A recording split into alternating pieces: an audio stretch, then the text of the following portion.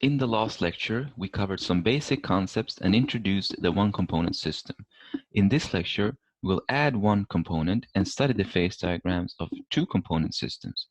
These phase diagrams can be referred to as binary phase diagrams or two-component phase diagrams.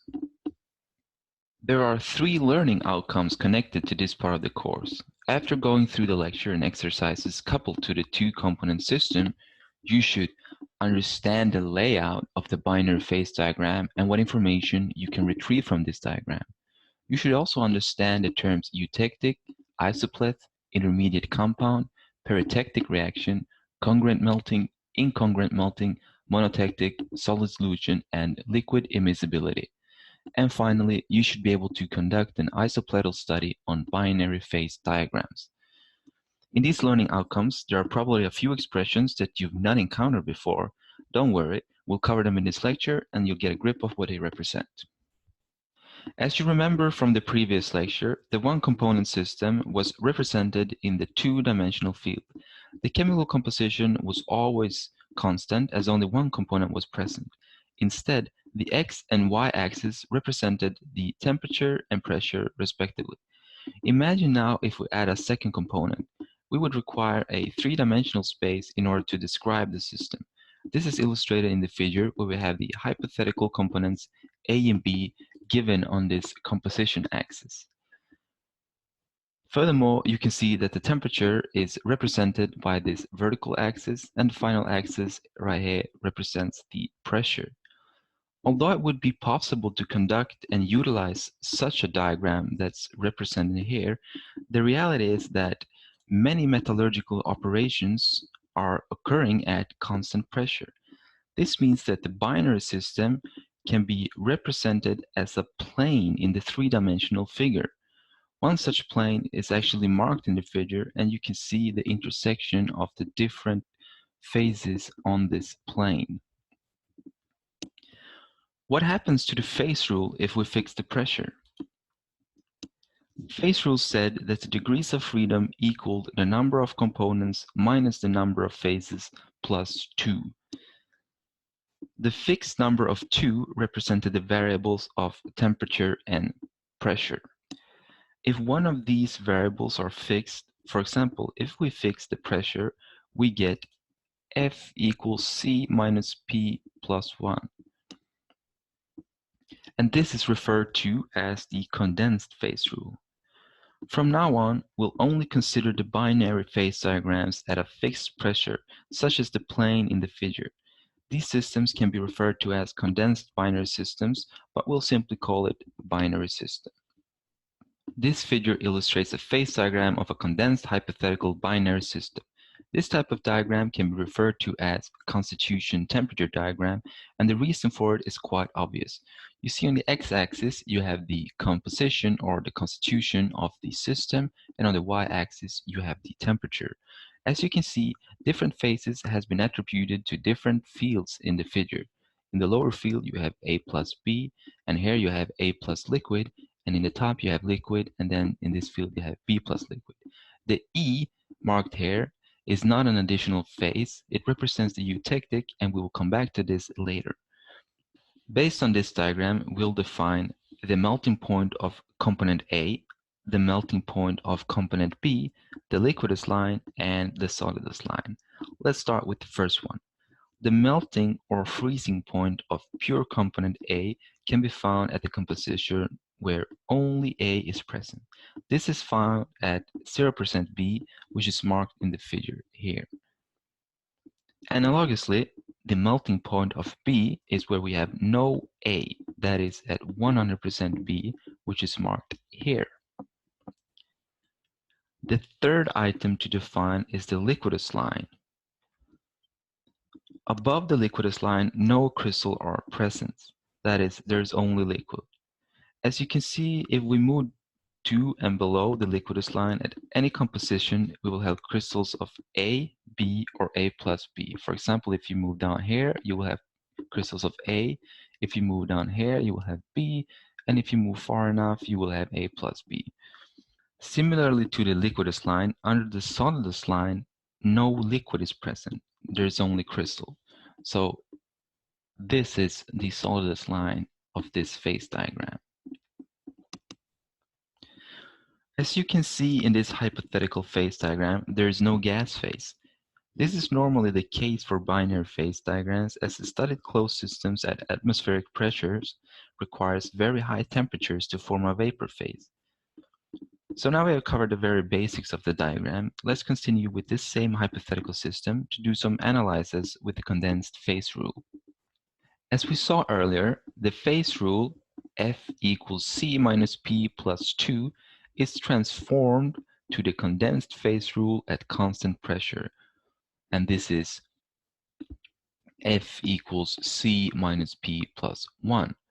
And as we have two components, we will get 2 minus P plus 1, which is 3 minus P. So if we consider a single phase at equilibrium, we get that the degrees of freedom equals 3 minus 1, which is 2. Therefore, two variables have to be specified to define the system. These two parameters are the temperature and the composition of the system. We can illustrate this by considering the single phase region defined as the liquid phase. That is the one given up here. At a given composition of, for example, 60% B, we still have 1 degree of freedom. If we only give this information, we can be at different temperatures as illustrated by these red dots. In order to define the system, we have to specify the temperature as well.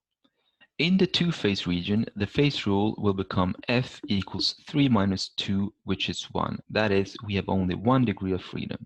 Thus, if the temperature is defined, the composition is known. Also, if the composition is specified, the temperature is known. That is, we only need one parameter to define the system. Consider if we have a liquid phase and crystals of B in equilibrium. This means that we are in this field that I have marked in the figure. So in the illustration, I've colored outside the borders here, but you get the idea. Consider now if we specify that we have crystals of pure B and a liquid phase that contains 80% B, and these phases are in equilibrium. So the liquid phase is 80% B, which is this phase. And at the same time, we should have crystals of B. So as you can see by this vertical line, there are an infinite number of temperatures which satisfies that we have liquid of this composition. However, if we at the same time should have crystals of B present, we can only have one temperature, and this temperature is on this intersection here. So there is only 1 degree of freedom. If we have these two phases and specify the composition, the temperature is automatically known and we have actually defined the system. If we have 3 phases at equilibrium, the phase rule becomes F equals 3 minus 3, which is 0. Thus, 3 phases can only occur at a constant composition and temperature, is an invariant point. So if we have defined the 3 phases that are in equilibrium, we have already defined the system. The 3 phases equilibrium between a liquid phase and 2 solid phases is called the eutectic reaction. And the eutectic point of the binary phase diagram is marked E in the figure, which is this E. And this eutectic reaction that I mentioned is an isothermal 3-phase reaction. And if you would specify that you have crystals of A and B in equilibrium with the melt, you would automatically know the composition of the melt and the temperature of the system. So in this case, the composition of the melt is this vertical line here, which would be about 70% B, and then you would have the temperature along this solidus line. So now we have looked at different number of phases at equilibrium and the effect on the degrees of freedom coupled to the phase rule. We'll continue with this same hypothetical AB system and introduce an important concept called tie lines. So, what is a tie line? A tie line is an isothermal line drawn to connect the conjugate phases, that is, the phases at equilibrium. For example, crystals of A are in equilibrium with a liquid phase at temperature X1, and X1 marked here. The liquid phase will have a composition of Y1, and the tie line can be drawn as this dashed line between X1 and Y1.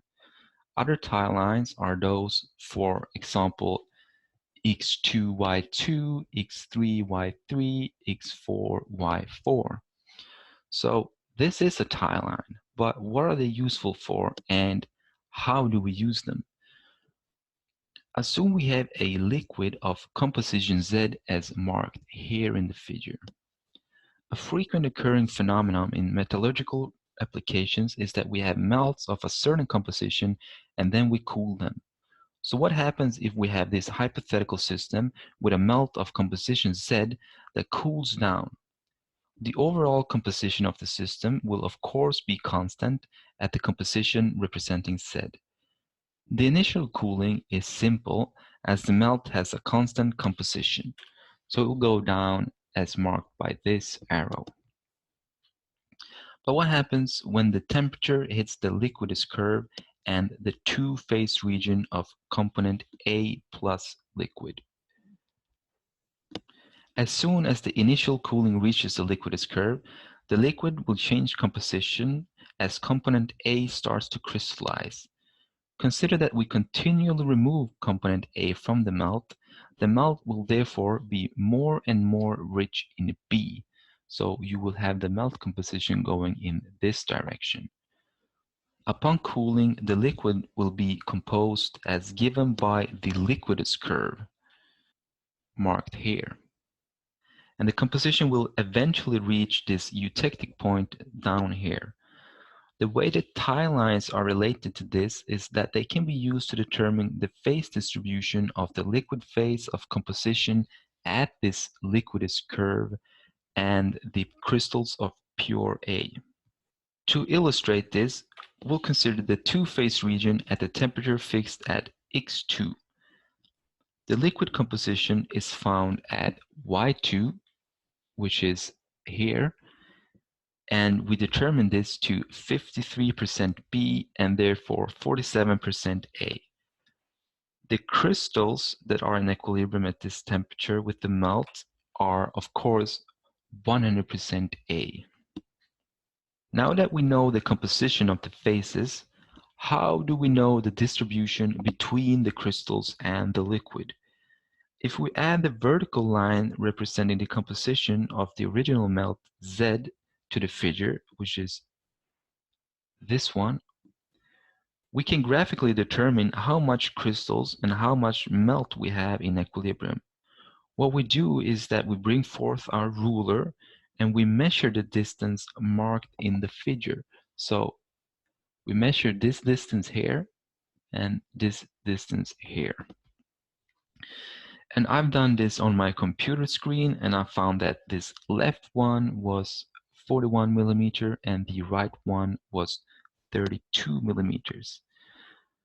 Based on these measurements, we can actually calculate the weight fraction of the liquid and solid. So we divide 41, which is this one, by 41 plus 32, equaling 56 weight fraction of liquid, or actually it's weight percent in this case. Similarly, you can either take 100 minus 56, or you can do 32 divided by 41 plus 32. So this way of graphically calculating the phase distribution is referred to as the lever rule. You'll see in our next example that indeed the overall composition of the system remains constant if we apply this lever rule when we cool the melt. In this example, we'll utilize our newfound knowledge regarding tie lines to follow the cooling of a melt of composition Z. The vertical line marked from Z down to the x-axis marks a constant composition of 30% B. This line marking a constant composition of the system is called an isoplet, and tracking the cooling of a system of constant composition is called an isopletal study. The first thing we construct when making an isopletal study is a table. The table normally has 5 columns, and the number of rows depends on the amount of interesting events occurring during the cooling. The leftmost column presents the temperature, and in this table I've drawn 6 rows, 5 of which represents the different temperatures. In this case, I've chosen the temperatures already marked in the figure, that is x1, x2, x3, and x4. The x4 is represented twice. x4 plus denotes the infinite small increase in temperature over this solidus line, and x4 minus denotes the infinite small temperature below the solidus line. So in this case, all liquid is solidified. The other columns represents proportion of phases, where we will mark the measurements with our ruler, and the distribution of phases in percentage, and the composition of the different phases. And finally, we have an analysis column split into A and B, which represents each component. We'll start with the isopletal study to illustrate what we add in each column and row. At temperature x1, we see that the melt has just reached the liquidus curve. We'll use the lever rule to measure how much of melt and how much of crystals of A we have. The distance between the y-axis and the isoplet was measured to 41 millimeter, and the distance between the isoplet and the liquidus curve is 0 millimeter. That is, it's the same composition. We add this to the table in the column labeled distribution, and then using the lever rule we can calculate that we have 100% melt and an infinite small amount of crystals of A, and this infinite small amount we denote with lowercase epsilon. The fourth column is where we add the composition of each phase. The liquid has composition at the liquidus curve, which we know is 30% B and 70% A, since it's still the isoplet. The crystals is pure A, and therefore we write 100% A down here. We can see that we can divide this row into 2 sub-rows. This upper row here contains all the information of the liquid, and the lower one of the crystals. So I just add a small white line.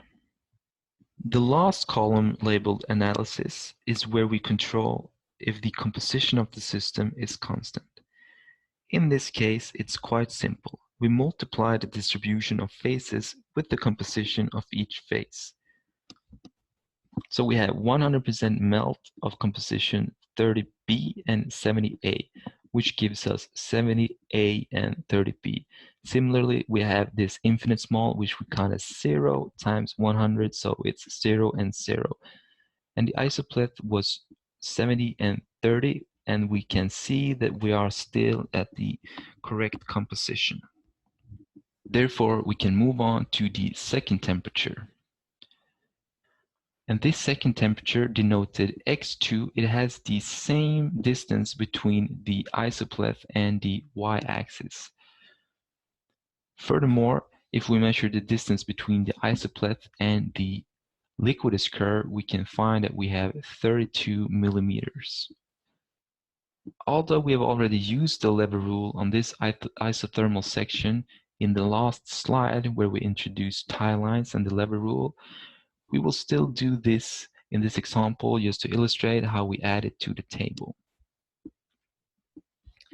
So we add 41 millimeters of melt and 32 millimeters of crystals. This gives us, according to the lever rule, 56% of the melt and 44% of the crystals.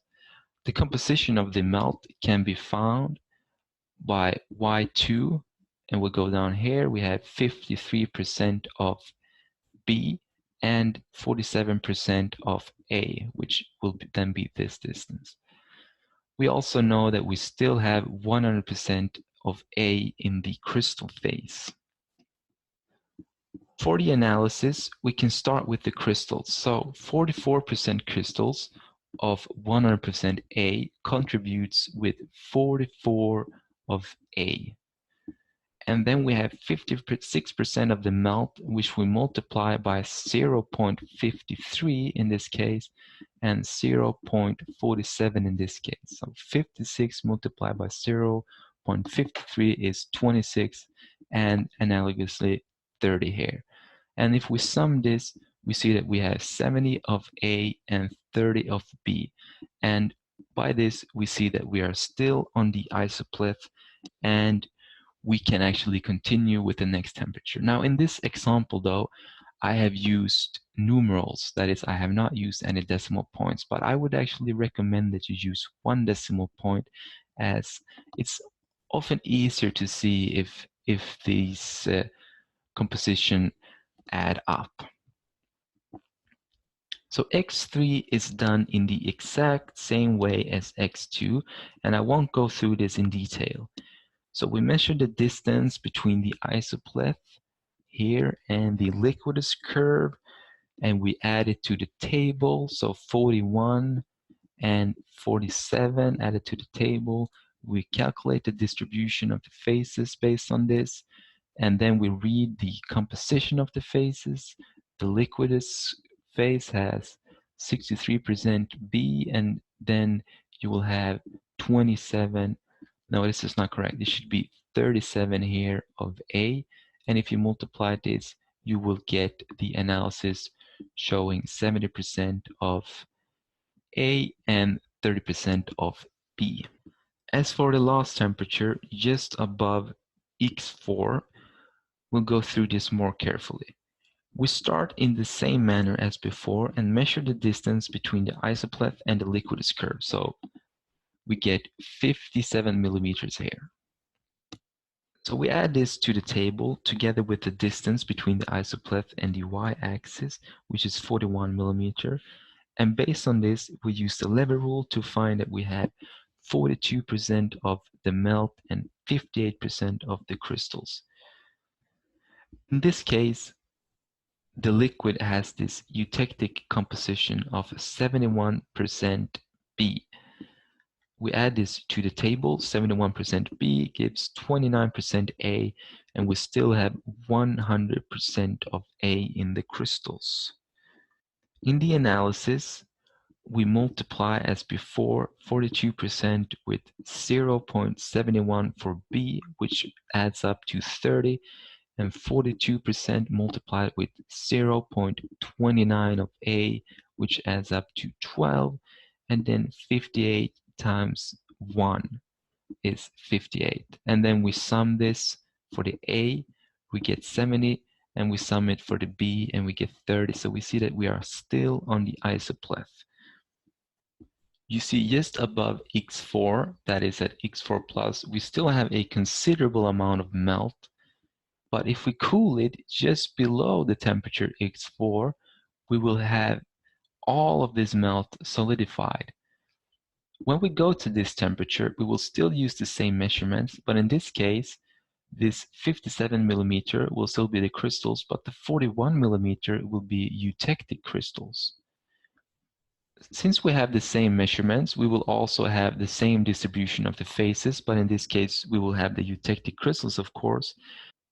And the composition of the eutectic crystals is actually the same as for the melt. So we have 71 and 29%. And then we still have the 100% of A. And this is exactly the same as the row above, so the analysis will actually add up. One question that can arise regarding the loss temperature is, are the crystals of A in these pure crystals and the crystals of A in the eutectic crystals the same phase? So let's take a closer look at the eutectic and answer this question.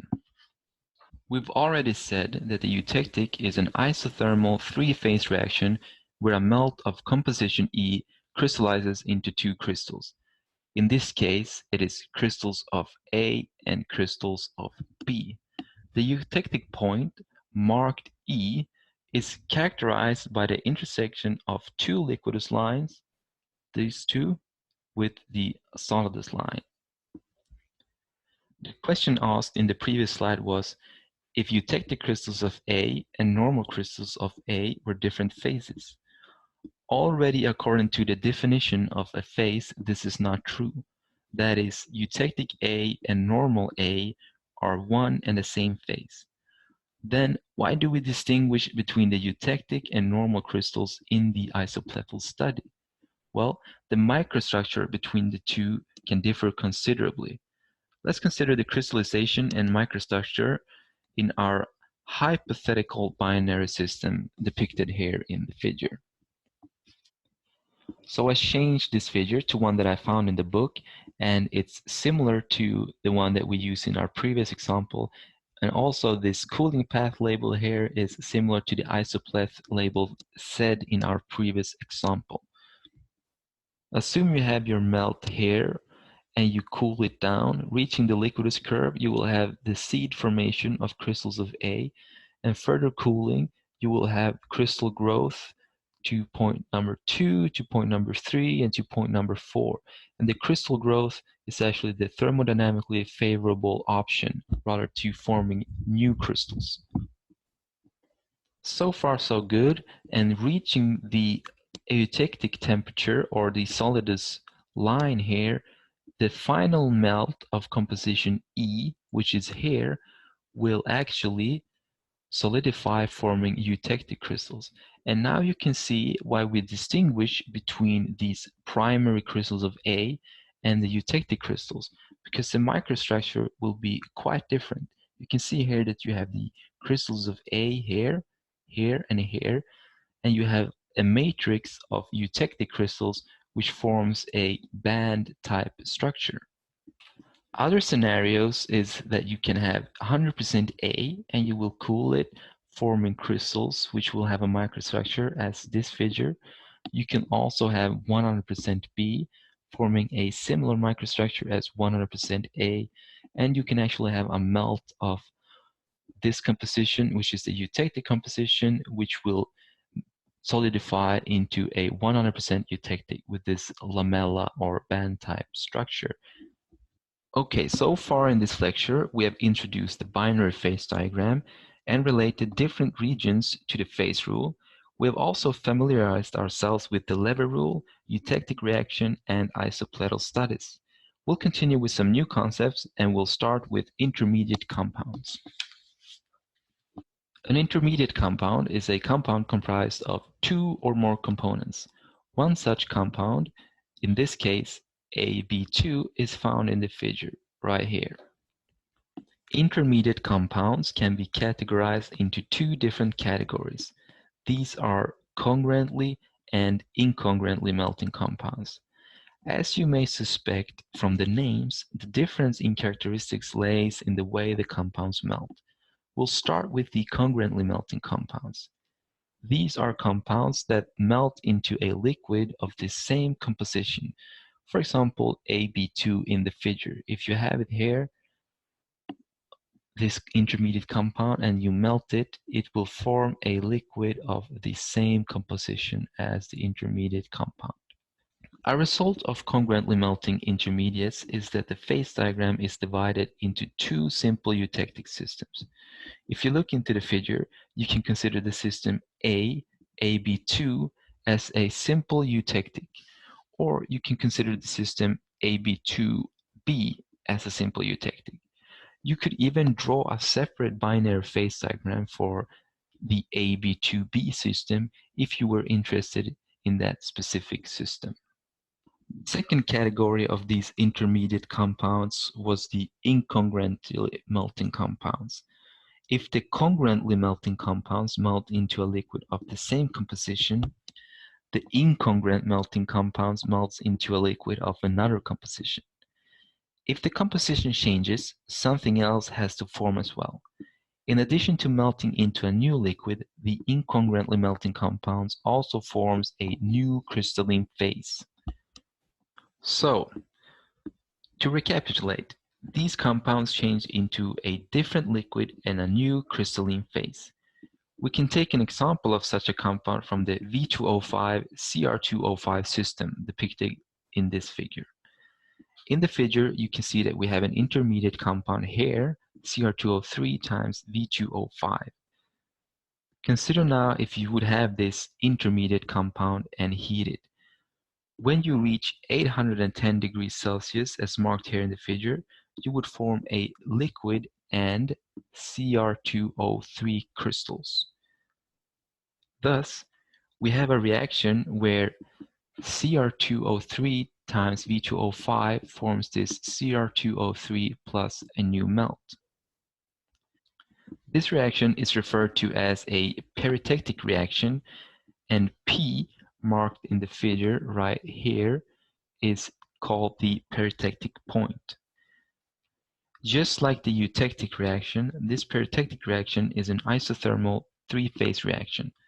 This isothermal equilibrium is marked Pn in this figure, so this line.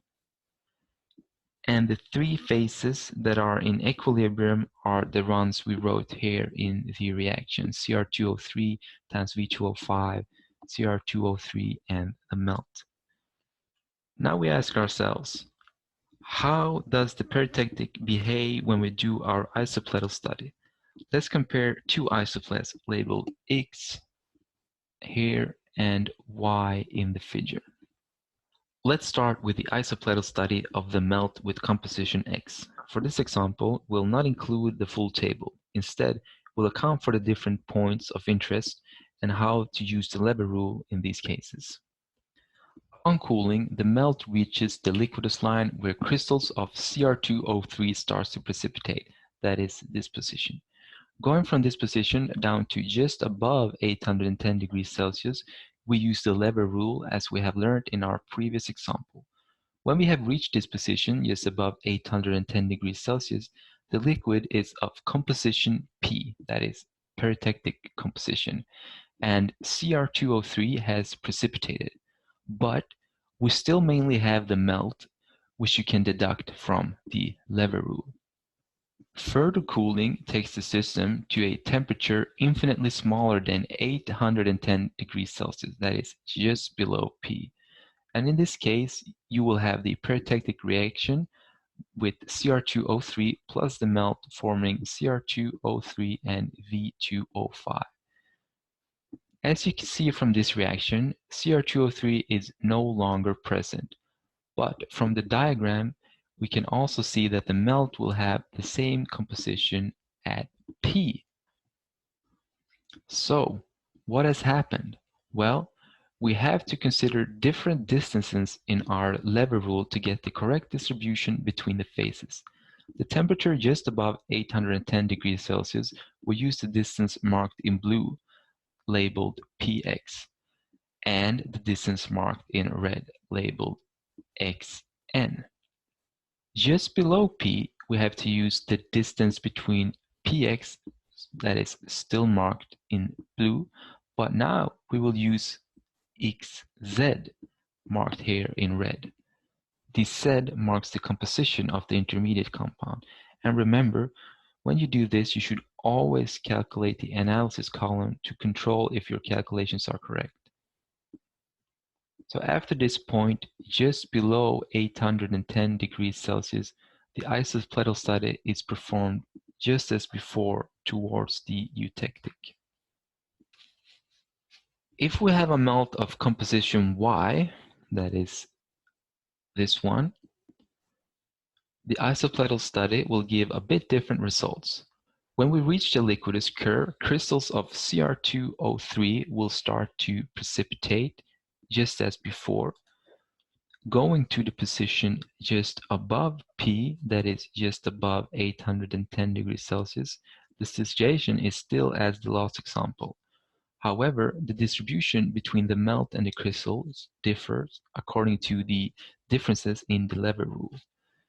If we continue to the position just below P, the peritectic reaction is finished and Cr2O3 and the melt have reacted, forming Cr2O3 V2O5. In this scenario, We'll still have Cr2O3 after the reaction, but we won't have any melt. So, in contrast to the previous composition of X, we now have Cr2O3 and the intermediate compound in equilibrium below 810 degrees centigrades. You can think of it as if the periclytic reaction between the melt and Cr2O3 crystals generating the intermediate compound consumed all of the melt. The ratio between the Cr2O3 and the intermediate compound is determined by the lever rule using the distances ZY, this distance, and YN, this distance. A bonus example can be considered based on our isoplet Z. In this case, the melt of composition Z, this one, will finally crystallize into only the intermediate compound Cr2O3 V2O5. Before we move on with other concepts in binary phase diagrams, we'll conduct a full isopletal study with an intermediate compound. In this figure, you see the binary phase diagram for MnO In this phase diagram, there's a congruently melting intermediate phase here, which is MnO, and this splits the phase diagram into two simple eutectics. We'll conduct the isopletal study for the melt with composition X, seen here. As you can see, the figure already contains the measurements required for the lever rules, and therefore we will use these temperatures. First, we draw the table. The columns are just as before. We have temperature, the measurements for the lever rule, we have the distribution of phases, the composition of each phase, and then the analysis for A and M. In this case, A is Al2O3 and M is MnO. I included the temperatures for the lines where the measurements are marked in the figure, and these are 1670, 1560, this is 1670 and then 1560, and this one is 1520, and for that one I have a plus and a minus. So when the melt of composition X is cooled down, it will reach this liquidus line at temperature 1670 degrees Celsius. The measurements for the lever rule says that we have 23 millimeter or 23 units of melt at this position, so we add this to the table. We have 23 millimeters of melt and 0 millimeters of crystals. The distribution of phases from this is that we have 100% melt and an infinite small amount of crystals, which is lowercase epsilon. The composition of the melt is read from the liquidus line here, and we can read it to 35% of Al2O3 here and 65% of MnO. And this is the same as the composition of the isoplet. In terms of the crystals, in this case, you see here that this field is Ma, which is this intermediate compound together with the L. So the composition will be that of this phase. And you see that you have 59% of Al2O3 and then 41% this section of MnO. Conducting the analysis is easy in this case, as we get 100% times 0.35, which is 35 of Al2O3, and 100% times 0.65, which is 65 for MnO. And this is the composition of the isoplet. So we can move on. The second temperature is 1560 degrees Celsius, and the measurements for the lever rule says that we have 23 millimeters for the melt and 8 millimeter for the crystals. So we add this to the table and we calculate the distribution of the phases, and then we try to get the composition of phases. The composition of the melt is found here at the liquidus curve, and we determine this to 27% of Al2O3 and 73% of the MnO.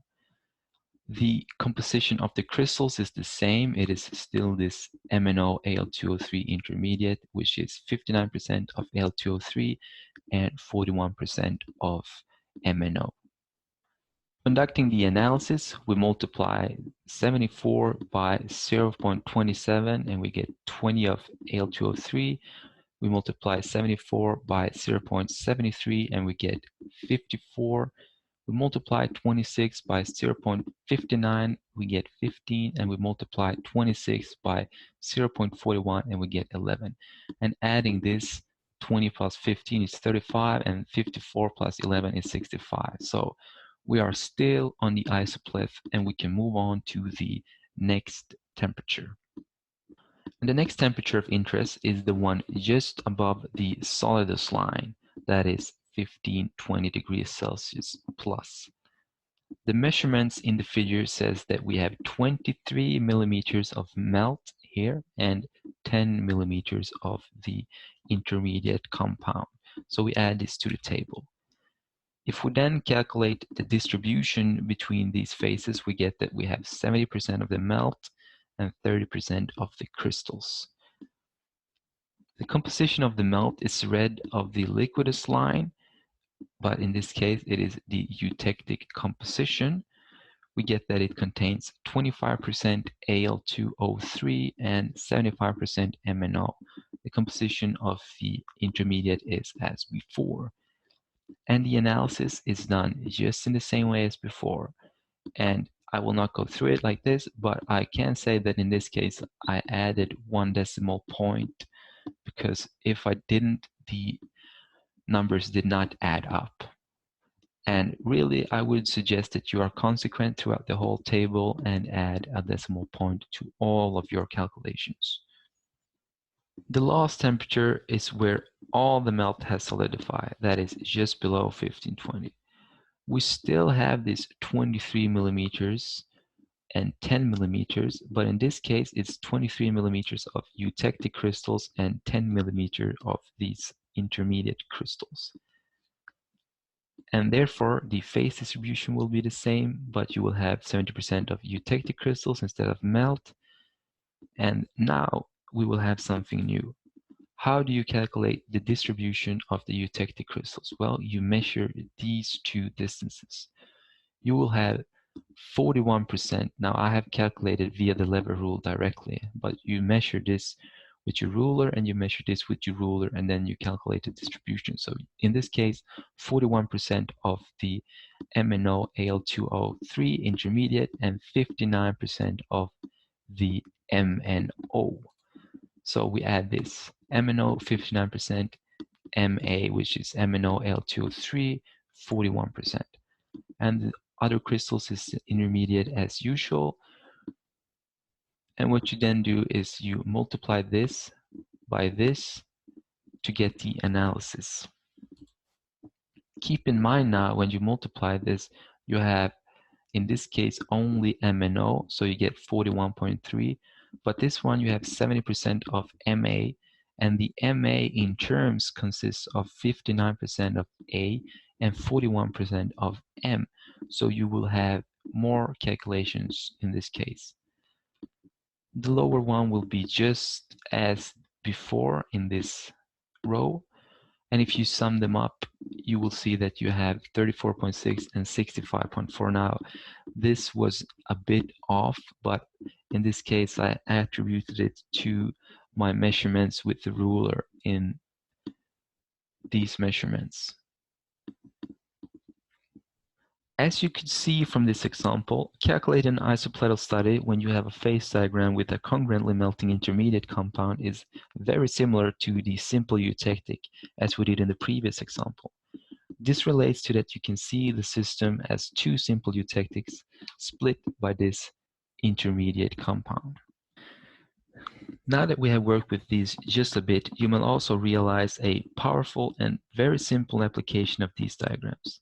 Apart from that, you have access to a lot of information just by visually seeing melting temperatures, temperatures of crystal precipitation, and so forth. You may also see which are your final crystals of cooling from a melt just by looking at the composition of a melt. So consider the melt of composition X. Just by knowing that this is on the left side of this congruently melting compound, you can say that the final crystals will be MnO and the intermediate MnO Al2O3. You can also say that you will have MnO Al2O3 as precipitated crystals in a matrix of eutectic crystals. Naturally, the microstructure will always depend on the cooling rate. So now we have finished the intermediate compounds and we will move on to the solid solutions. Suppose you have a melt of 2 or more atoms. The melt illustrated in the figure has 2 different atoms. The white circles are in the greatest concentration, and in a solution, this is referred to as the solvent atoms. These gray or gridded atoms, they are in minority, and in terms of solutions, these are referred to as the solute atoms. If you cool this melt, different reactions can occur, which determines the characteristics of the solid. One scenario is that the melt forms 2 separate crystalline phases. So this is illustrated here. A second scenario is that a binary compound is formed, that is, an intermediate compound. The intermediate are characterized by that the solute is included in the solvent in an ordered way. And there is also a simple ratio between the solute and solvent, for example, AB2. The third possibility is that you form a solid solution. This means that the solute atoms fit into the solvent crystal structure, forming a single crystalline phase. In this case, you don't have a stoichiometric compound with a simple ratio. Instead, you have a composition interval where the solute atom is soluble in the lattice of the solvent atom without forming a second crystalline phase. There are 2 ways the solute atom can fit into the solvent crystal structure. So you may have a substitutional solid solution or a interstitial solid solution. The substitutional solid solution means that the solute atoms substitute atoms on the solvent lattice. In contrast, the interstitial solid solution means that the solute appears in the interstitial sites in the solvent lattice. The extent of substitutional solid solution depends on 4 factors. These are the similarities in size, valency, crystal structure type, and the chemical affinity between the atoms. Regarding the size, if the solute atom has a similar size as the solvent atom, extensive solid solution can occur. However, if the size difference is more than 15%, there is usually a limit to the degree of substitution. Furthermore, if the 2 atoms have strong chemical affinity, the solid solution is usually limited to a few percent, as tendencies to form a binary compound is strong. In terms of valency, if the valencies differ between the solvent and solute, the solid solution requires structural changes in the form of vacant sites to maintain the charge neutrality. This limits the amount of substitutional solid solution that can occur. And lastly, difference in crystal structure usually limits the amount of substitutional solid solution that can occur. We'll illustrate the effect of these properties in an example. Consider these 2 systems, the MgO-NiO and the MgO-CaO. The valencies of magnesium, calcium, and nickel in these oxides are all 2. That is, in both cases, they have the same valency. If we want to compare the radius, we can consider the ionic radii of different ions. In the table, we can see that nickel has a radius of 0.69 angstrom, magnesium has a radius of 0.65 angstrom, and calcium has a radius of 0.99 angstroms. If we determine the ratios of the ionic radii, we find that the ratio between Mg2 plus and nickel 2 plus is 0.94, whereas the difference is quite much larger in the MgO-CaO system. Finally, in both cases, the oxides have cubic crystal structures. So what does this mean for the extent of solid solution? In the system of MgO and NiO, we have the same valency crystal structure and similar ionic radii. As we can see, there's a complete solid solution denoted SS throughout the full compositional range. The cations of the components in the system of MgO and CaO had the same valency and crystal structure, but the ionic radii differed considerably. The extent of solid solution is considerably less. So the maximum solubility of CaO in the MgO solid solution can be read of this line. And the maximum solubility of MgO in the CaO solid solution can be read right here. So you can see the extent of solid solution is considerably less than the solid solution in this system where the ionic radii was similar.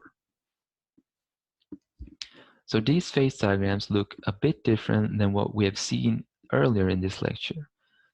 In the right diagram, we conduct the isopletal study just as before, but when you come into the two-phase region here, you will have to read also the composition of the solid solution that is in equilibrium with the composition of the liquid.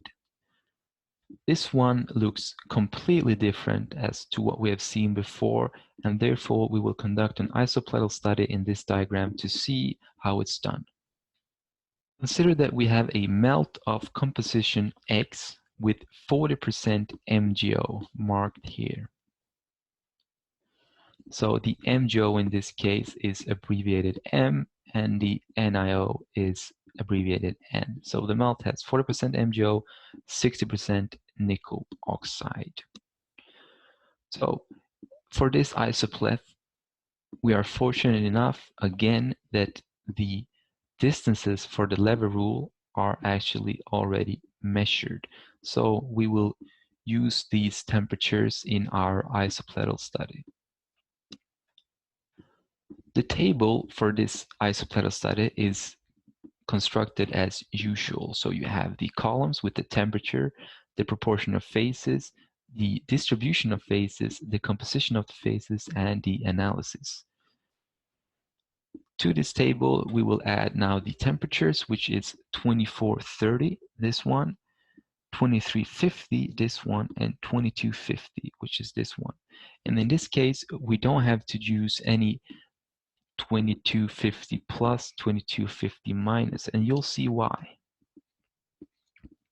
For the first temperature, you see that we have 22 millimeters of the liquid. So we add this. We have 0 millimeters of the crystals, and the crystals we write SS when we have a solid solution. The distribution of the phases, we have 100% melt and an infinite small amount of these solid solution crystals. The composition of the phases we read as such.